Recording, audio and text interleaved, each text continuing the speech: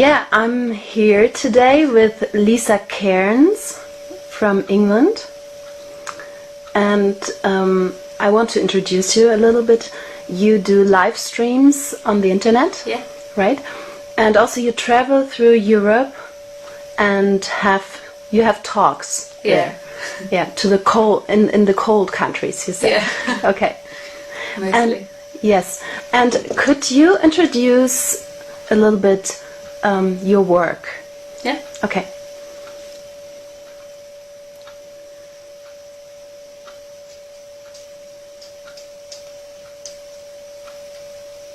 I don't really see it as my work, but it's something that just happens.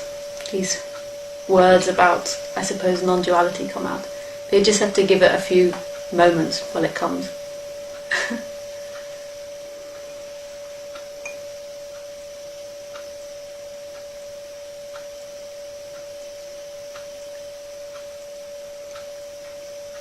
So what I talk about is the end of suffering, the end of living in a bound reality, an energetical bound reality of feeling like you're separate inside the world, separate from everyone else. You have free will and choice, and you have to find your happiness in the world. It's your responsibility to find your happiness, and you're the biggest fuck up if you haven't found your happiness. And so I talk about the end of that game happening, that end of the seeking energy, the searching energy, the one that feels like it's got to get somewhere and do something. And it lives in time, in past and future. And it's also conceptual, it's also made up of words, of who you think you are is an intellectual understanding of someone that's done things, done actions in the past and is going to places in the future. And I talk about the collapse of that, which ultimately is an energetical thing, but it also is conceptual as well.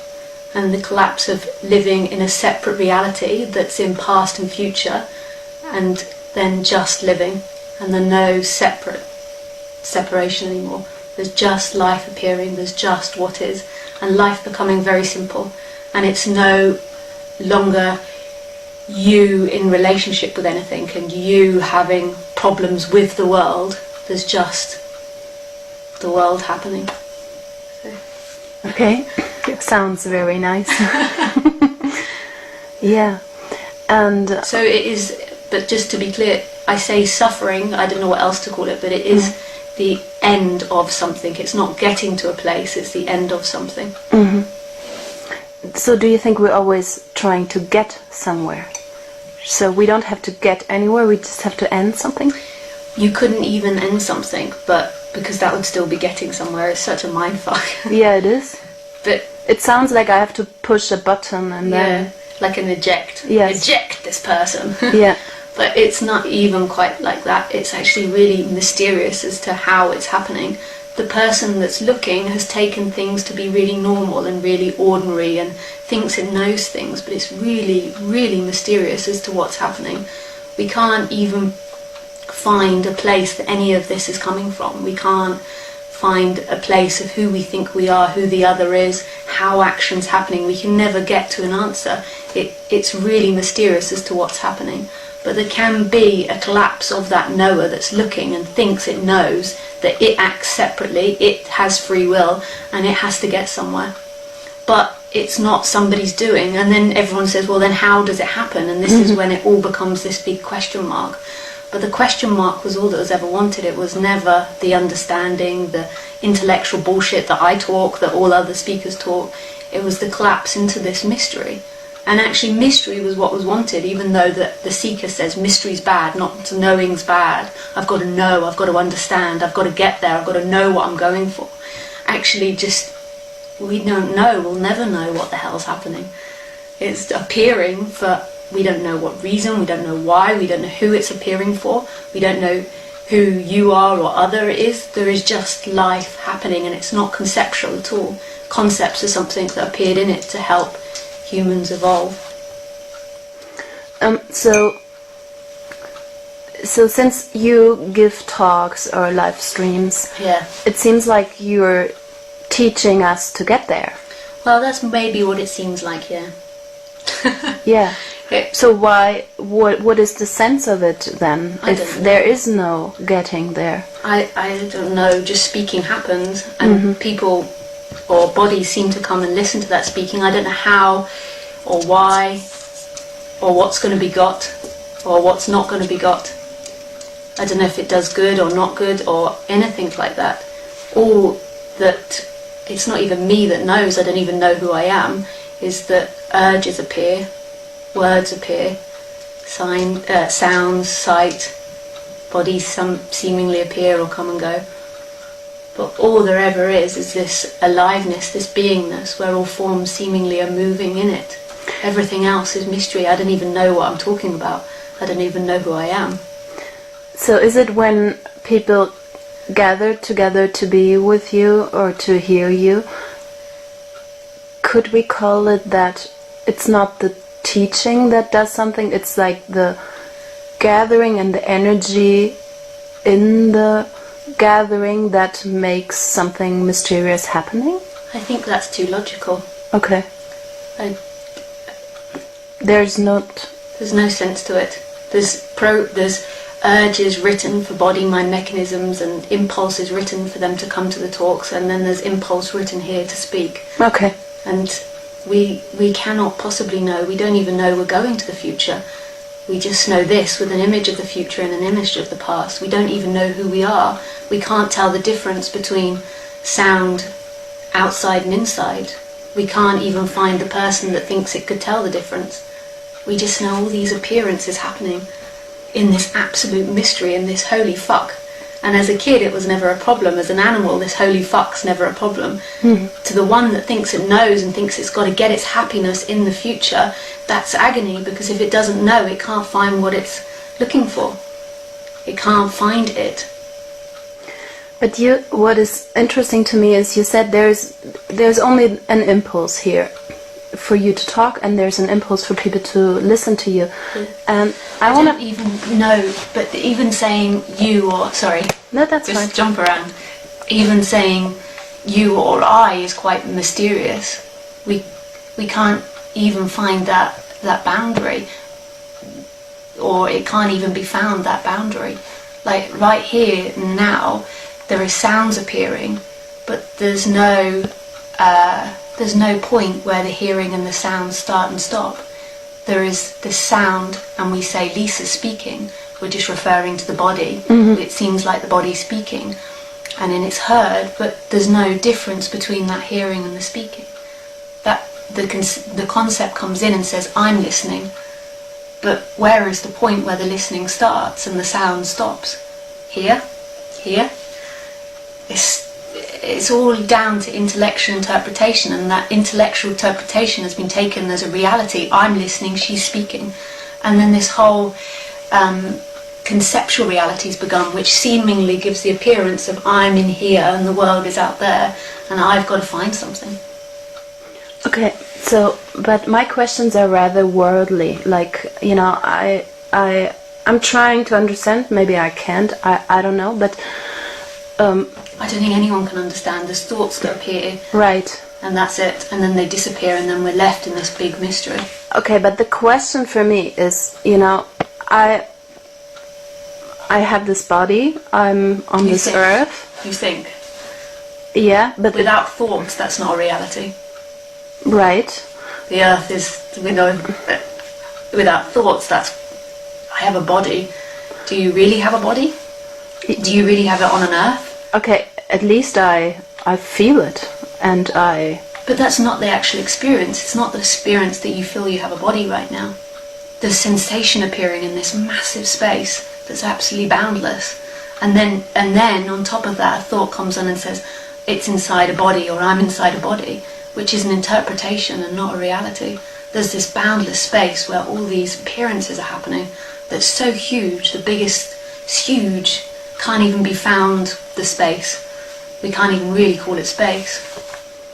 Okay, so still my question is, what am I doing here with all this, what you're talking about? What should I... But what are we doing here, full stop? What are we doing here, full stop? Not what I'm talking about, but full stop. why. What does it mean, full stop? Oh, full stop means like end of sentence. Like, why the hell is all of this appearing? Not just Lisa talking seemingly about non-duality, but all of it. This world is dual. Dual, yeah. Dual. It's Now, so how can I deal with this? Like being non-dual, but living in duality. It's never your responsibility. There's not a you or an I in there. There's masses of appearances. Okay, but still, you wake up in the morning, you're hungry, you need money for your rent. How do I deal with all this? Or do you just lay down the whole day and feel the non-duality? So I have this worldly, how can I integrate that with this, with this life here?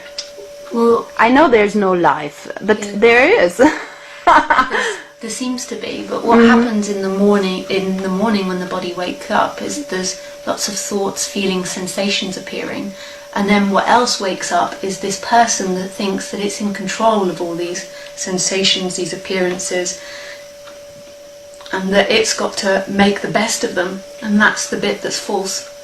That's the bit that's a lie, that gives the appearance. Right. And that's what gives weight. All suffering comes from that dynamic. Right. It's my responsibility to live this, what agony. And then it fights and fights and fights to try and get to this happiness, this made-up happiness, this dream, whether it's enlightenment, whether it's having a big house or having kids. And so it fights against the flow. No, my kids have got to believe this, my kids have got to act like this, or my house has got to look like this. Or I've got to do an appointment today and it's really important, this appointment. And this story that becomes energetical, it really feels like an energy inside the body. And it takes over and the whole world is viewed between you, freely choosing, and separate. But this is all on an assumption, because we can't find the beginning to any of it. This was all on an assumption that there was somebody that had free will and choice.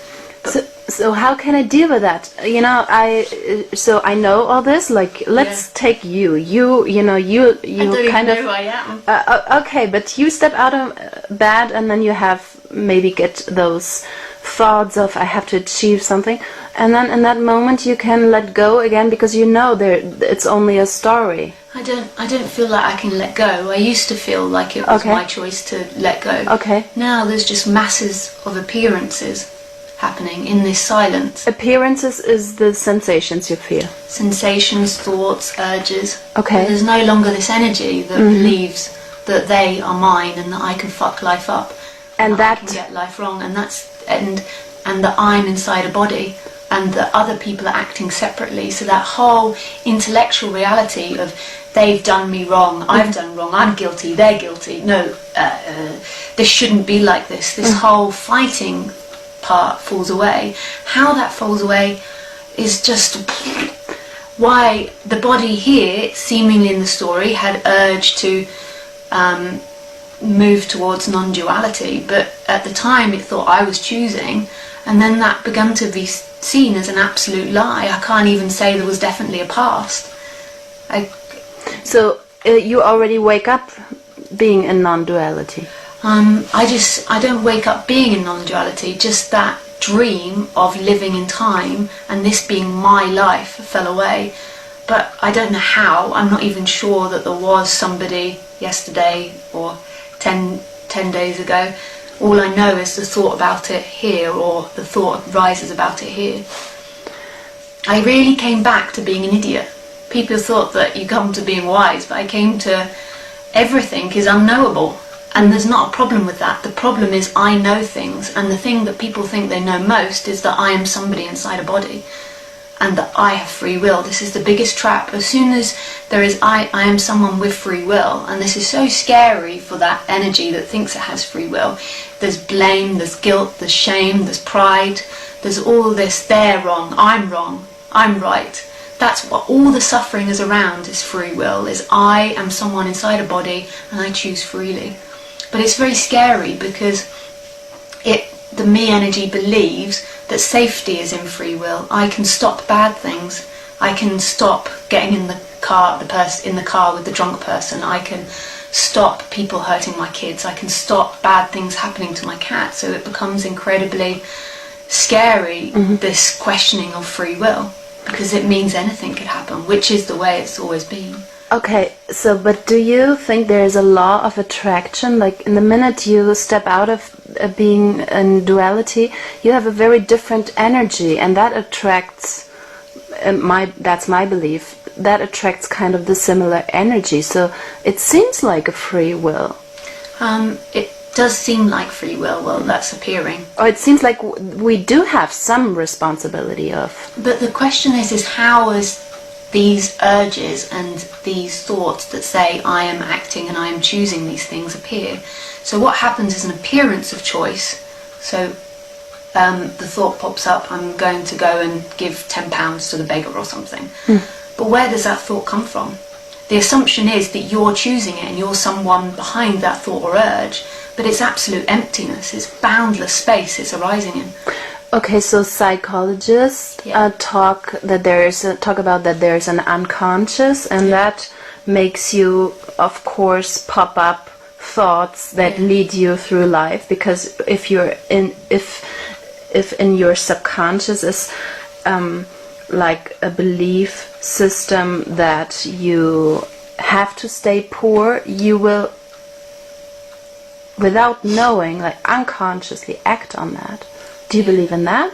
Because then that would be a reason why thoughts like that pop up. Everything is spontaneously appearing from this boundlessness. I don't even know what to call it. This beingness that's no thing, and yet everything.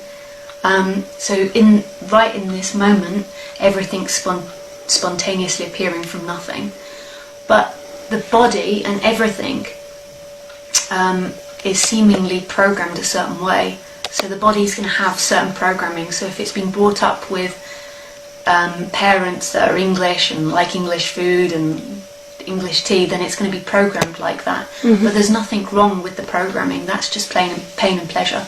So if the body's programmed to not hunt for money and not be rich, then it will be poor, and that's just painful.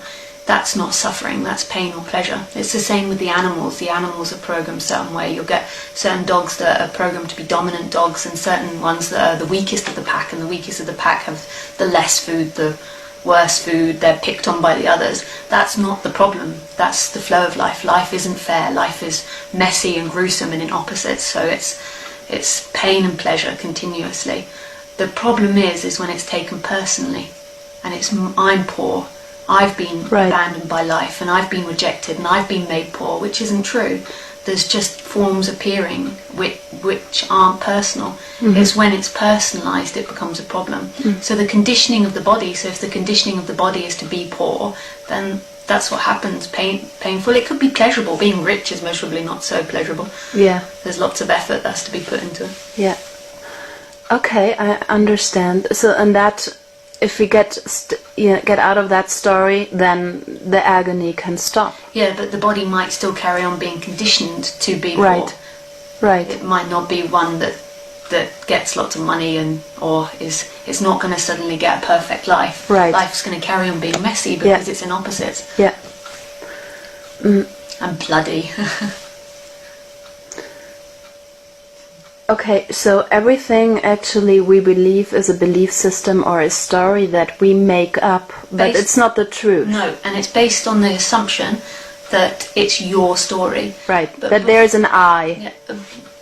In the beginning, when language started, prior to language, I don't really understand what it was like or have any comprehension, but of what cavemen or whenever language started. I'm making this story up, but prior to language there was just beingness, and there was just humans acting, or maybe they were still half human, half monkey, I don't know what it was like, but they didn't have language. There was just action happening. There was just hunting for the fish, eating, making love, whatever it was. Then language began, and they began to be able to describe certain objects and talk about themselves in past and future. And when I say themselves, the body, so the body was described to have done actions and going to be doing actions. prior to that there was just life, and there was no identity, there was no sense of I am somebody inside a body, I have somewhere I'm going. There was just things happening, there was just life happening. But then as language started, the body began to be able to be described. I'm a tall person, I've done a good job hunting today, I'm a bad person, whatever it was. Right. And it began to be taken to who you are, rather than that was just something that appeared in life, in that beingness, in that original silent, still but moving essence. It became, I am somebody that's in past and future. And this entity became, it seems, in the story of things, stronger and stronger. So now, when I look at humans, there's such a huge identity, and the whole society seems to be based on that identity of seeking for happiness. And you are an individual, you've got to make your happiness, you've got to do things in this life, you've got to get there, where it seems to have got more and more focused on this individuality. And the societies which have the strongest emphasis on this individuality seem to have the highest depression rates. Right. And seem to be the most depressed. So that could be the reason of depression. The whole Not to suffering fit. is bound to complicated thinking. But there's nothing wrong with complicated thinking. It's just when it came personal that the complicated thinking became who I am. I am an action in time. How can that be? Right. It's never time. It's always this boundless presence, this pure aliveness where everything's appearing and disappearing. Okay, so we need you in schools. You should teach in schools or talk about it. But kids, animals are still beaming with that. There's not so much of a big entity in kids. Yeah, but at a certain age it starts. I think when they're 9, it starts to get very stronger. Yeah, it suddenly appears. Yeah. Yeah, when they're younger, they're very much in the moment. That's so beautiful to watch. I think, although this is just thought, and in this body, I remember that energy coming in about 5 or 6. Okay. I remember this, just life was happening, just playing, not really thinking about who I was, who they were, if they liked me. And then I remember suddenly comprehending and feeling like a name, and feeling like I had to act a certain way and I had to be certain things. Yeah. So our society is only based on the I, that we are something and that we have to be good. Yeah. And that's actually the big trouble. Yeah. Yeah. So it's the logical mind doing that. So, but the logical mind is good for some things, like to know what time it is. It's an amazing thing. And to count how much I have to pay. For that, it's good, right? But only when it's spontaneously appearing. When it becomes this energy which is bound in time, and really the logical mind should just be spontaneously appearing rather than looking at the world through this logical mind. So it's when it's like a time-bound reality that's repeating the story of who I am, where I've been, what I'm doing, where I'm going, and it's making this kind of linear thing. Whereas there's nothing wrong with the logical mind when it's just appearing. Right. Just appearing from nowhere. When time needs to be known, it's known. Then it disappears. It's not I'm sitting here, it's 12:30 and I've got to blah, blah, blah, blah, blah, blah. Mm-hmm. It just appears when taxes need to be done. Mm-hmm. But it's freely appearing. It's not appearing from this entity which thinks it's at the base of things and exists this way. It's just here. Time, clock. Then it's gone. There's no clock, there's no time. There's just what is. Then time needs to be known and appears again. Right. So what about silence? I love silence. I'm scared of silence. Yeah? Yeah. It's happening all the time, silence. Like right here, now, there's this deep, empty silence that's always... Even though we talk? Even though we talk, even in this sound, there's this deep empty silence. And the me energy, the personal energy, is trying to make activity to cover that up. Right. It's scared of falling into that absolute no-sensical void. Why? Just because it's programmed to be something, to exist and to feel real. And it's programmed to avoid death. And really that silence is absolute death. Okay, it's programmed from society, from parents. I don't really understand how it's programmed. It seems like it's happens because of society, but I don't really understand ultimately how it's all working. It's appearing from this emptiness.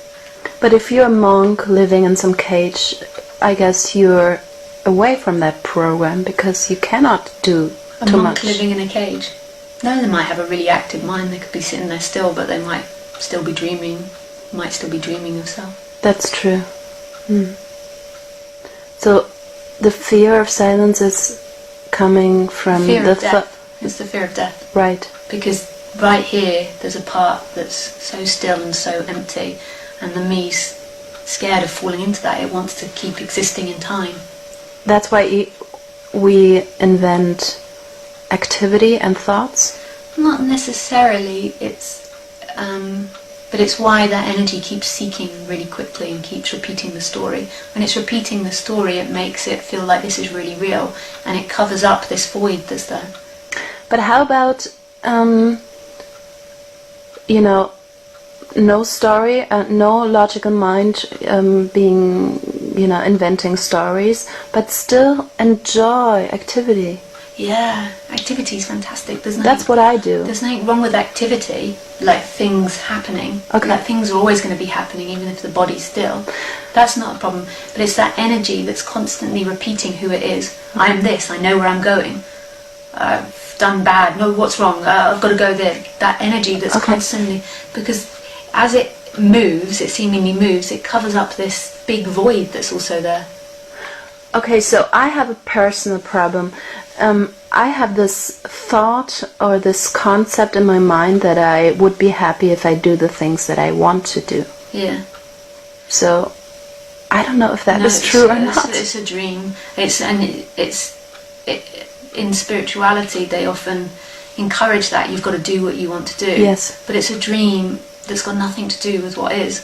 What is here. That's in La La Land. Okay, but isn't it still a nice impulse to maybe go for the things or create it in your life to do what you want to do? You'll never find what you want to do. Because when you do it, then you will... But what would they be? Like going to the fun park or Oh, no. money or... Well, there are some people who do things for money that they really like. Yeah. And there's some people who don't do that. But Or is it a concept again? it's all a concept. It's just living in a mental reality. Life is as it is, and you'll never find this perfect place. You'll never get to this place where you do everything you want to do and you're happy. It won't happen. But isn't there some force that leads us to think certain things and do certain things? There's no force that's separate from this aliveness, this boundless space that I was talking about. Right. So that's what's producing all these thoughts and urges and impulses. But, okay, when I have an impulse or an intuition, where does it come from? This emptiness, this place that the mind's trying to cover up and say, I am someone, this is coming from something. Okay. It comes from emptiness. So I always thought that that's a nice voice to listen to. Well, what often happens is there's an impulse, and then another impulse says, no, you can't do that because you're bad or you're wrong or you're not good enough. And that's the suffering energy. Exactly. But the pure impulse without that voice criticizing it, that is something that I could take as a leader for my life. But who would that one be? That would be another voice just coming from an enlightened point. That very voice that says I could take that as a lead is already one that's trying to control that impulse. It's already a separation from the impulse. Right. So just impulse and do it. Well, impulse and it happens. There's no you in there that could separately do something. It happens. Bad or good doesn't matter. No. This is a full-on bit for everyone. But bad or good, there is no bad or good. It's all conceptual. Well, I'm still trying to figure out, how to live in this duality. You'll never figure it out. The me energy will always be seeking and striving for better, and it will just get more and more weighty.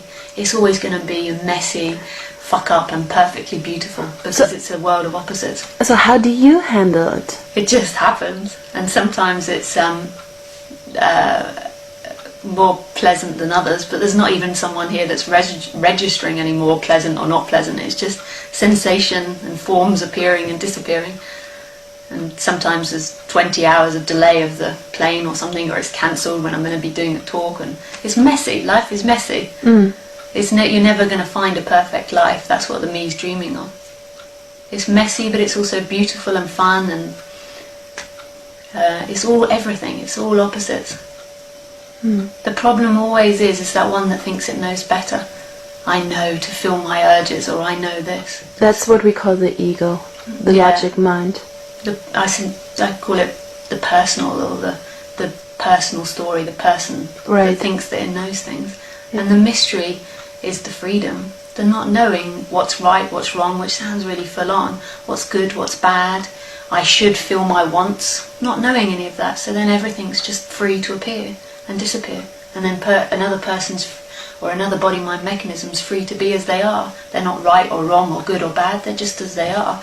This body might move away from it if it's really aggressive, but it's just as it is.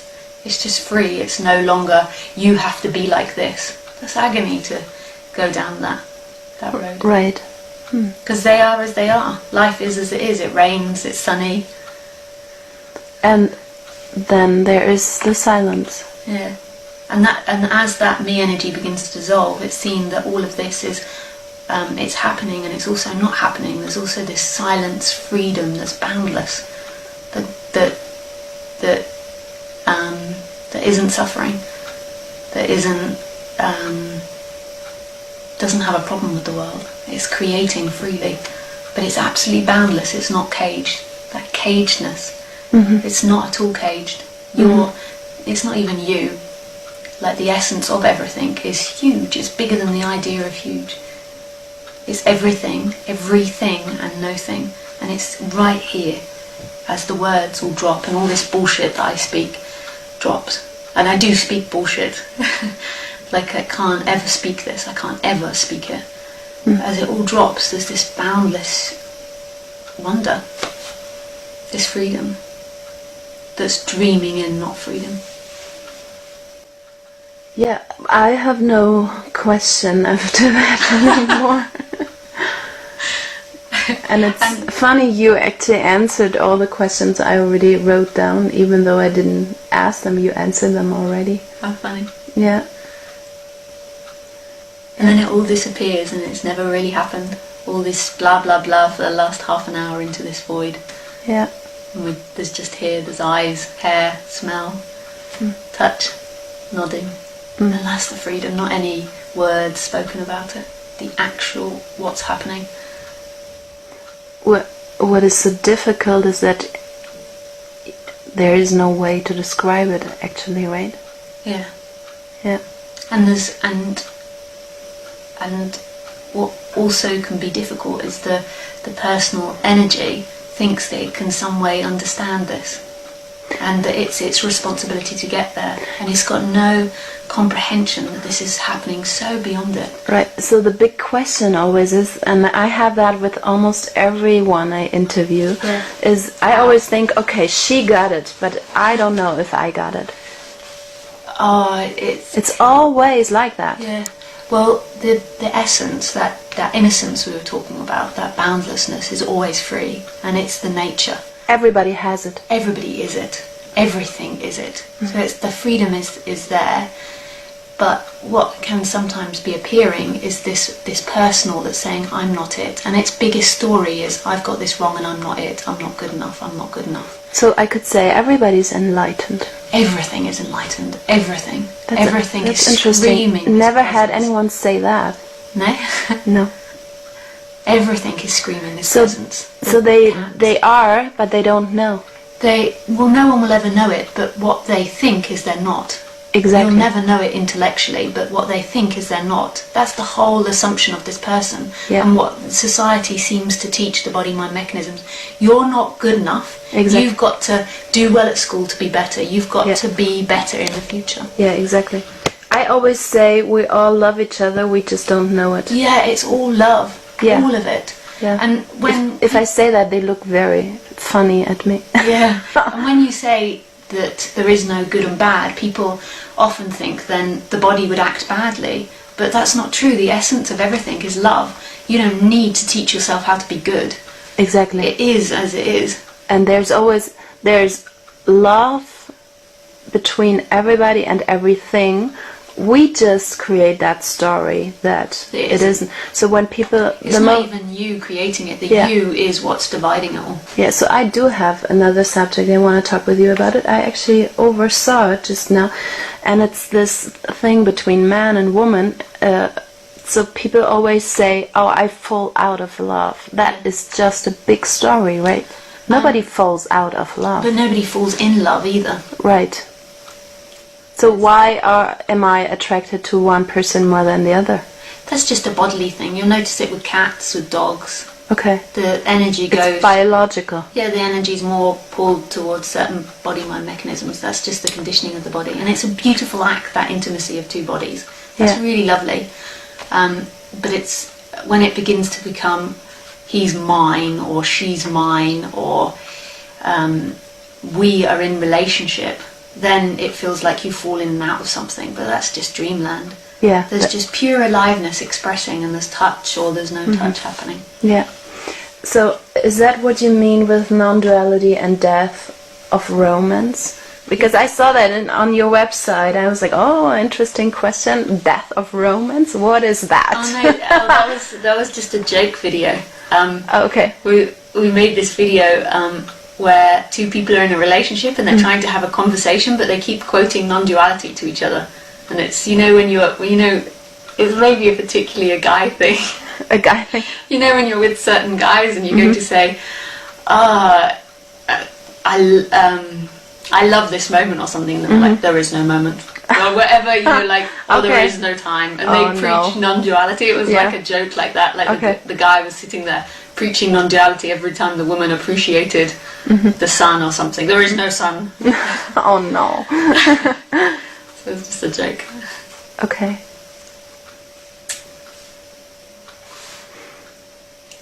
Okay, so there is not much behind that story. So there is romance.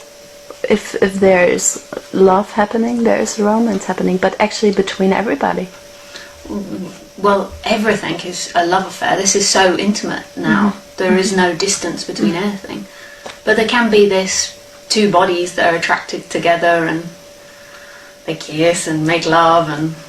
Right, but we can take it if we get into a concept about that, then the agony starts. Yeah, and it's not it. Yeah, how can anything be a concept?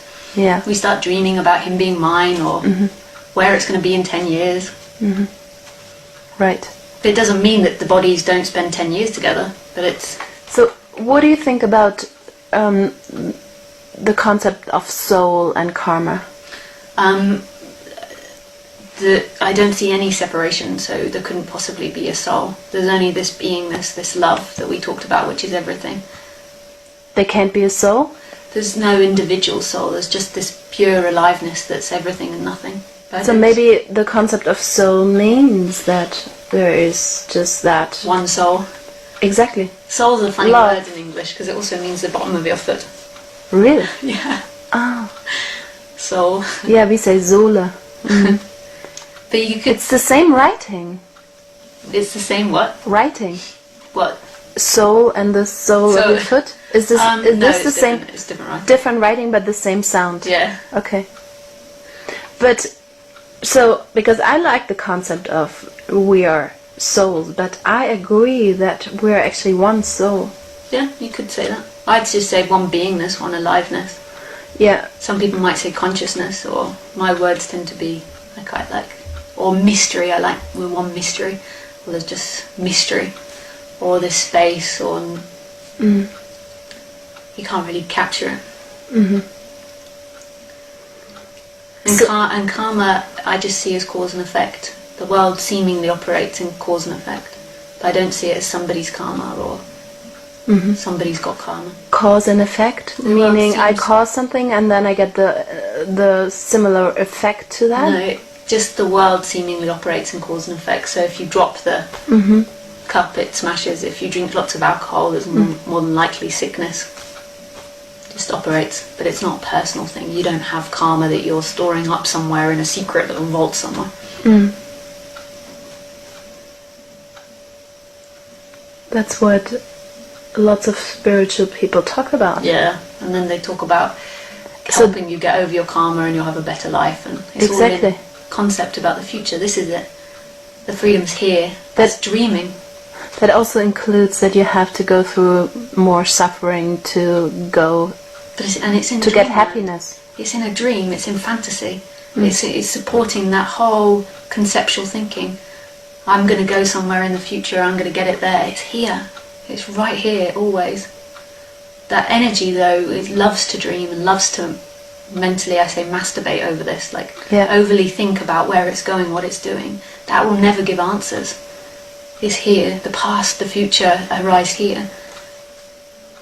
And again, we like that to masturbate over thoughts. Oh yeah, because we fear the silence. Yeah. We fear that big void. Yeah. So off it goes. I'm going to do this, and I've got karma, and blah blah blah blah blah blah blah blah blah. Thinks it'll get somewhere, and then it's still here, not going anywhere. And how do you know all this? Is it because you had this death experience? I really don't, because as soon as the words come out, it's silent again. There's not a continuous entity that knows something. It just goes, and then there's silence, and then there's eyes looking, and this intimacy that's here, and this loveness, and then it's not someone that knows it, and then the words come out again, or the question comes. If there's not questions, then it's very rarely ever gets spoken about. Okay. So it was just there suddenly, the words. The words just suddenly appear, and then there's that silence again, and then there's this. But we think, I have the concept, they appeared after you had that experience. Yes, and that's not the reality at all. That idea appears here. Exactly. How can the past, the past has only ever been a thought. Okay. The actual experience is that everything's appearing from a big, I don't know, a big mystery. That's the actual experience. But the mind lives in the fantasy of it happened because of the past, and I'm going to the future. And it's like a hamster in a ball. And it's not, I don't mean to deny past and future, it seems like there's past and future, but the mind, the me personal energy is living in this ball, past, future, past, future, past, future, constantly, when what's the actual experience is the past appears here. So how could this moment be a result of the past?